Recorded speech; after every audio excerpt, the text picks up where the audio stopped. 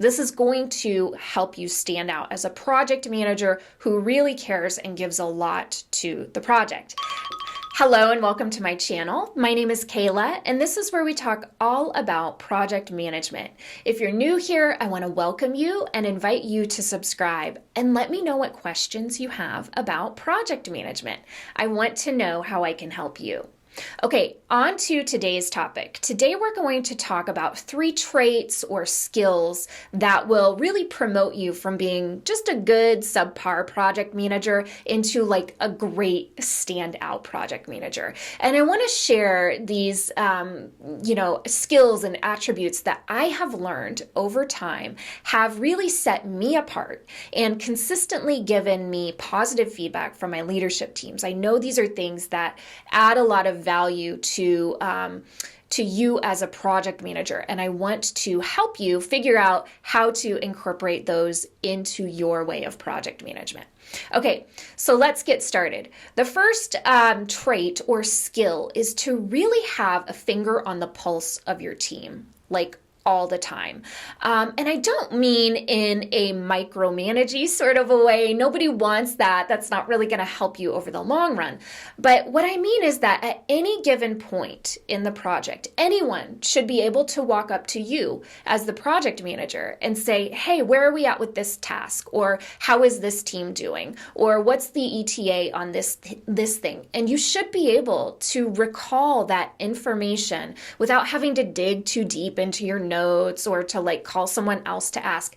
As the project manager, and of course this is going to depend on how big the project is, but as a project manager, you should know that project so intimately that these questions are really just second nature to you. And in order to know your projects this well, you need to be asking a lot of good questions, right? You need to be listening. You need to be, what I do now, because my memory isn't as good as it used to be, I take a lot of notes, and through taking notes, I am able to lock a lot of that information into my brain. And what I don't lock into my brain, I could of course refer back to in my notes if I need to, and review those every so often. So taking notes, asking questions, listening, having really good quality meetings with your team where everyone is getting value out of those meetings. These are all things that will really help you develop this skill of having a finger on the pulse of your team.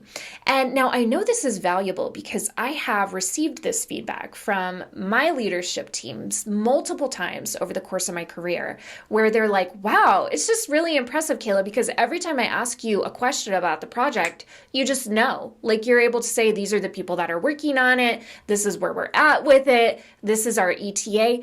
And I realized that I know that because I pay such close attention to my projects, because I care about the projects. Not because I necessarily put in any more time or effort than anyone else on the project, but because ultimately I'm paying attention, listening, and I care. So this is something I want you to work on. It's really going to set you apart in your project management career. Okay, the second thing is, and this is going to help you everywhere in life. We already know that being a lifelong learner, being a voracious learner is so important. But in project management, it's especially important because you are going to be having conversations with people about a very specific thing that you're creating, this project, and you will not always be the subject matter expert. In fact, most of the time you won't be the subject matter expert about whatever it is you're talking about.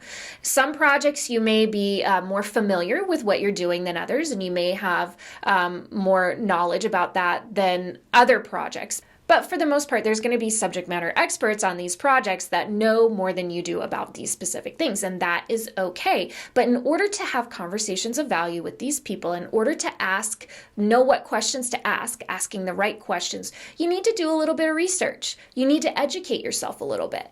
And the good news is that we live in a point in time when this is super easy. All you have to do is Google it. We don't have to go to the library anymore and hope the book is there and hope the information is in the book and, check it out and all of this stuff. We don't have to do that anymore. We could just look up most of the information that we are looking for. So educate yourself a little bit on the front end of that project. Really try to become like a mini subject matter expert. Try to understand what it is that you're doing so that you can show you care. People will ultimately respect you more when you respect what they're doing. This is going to help you stand out as a project manager who really cares and gives a lot to the project. You don't want to be that project manager that is like, I just make Gantt charts and task lists. That's all that I do. I'm not going to put in any more effort to it. I mean, you could be that project manager if you want to be that project manager, but that is not the type of project manager that gets promoted. That is not the type of project manager that gets raises.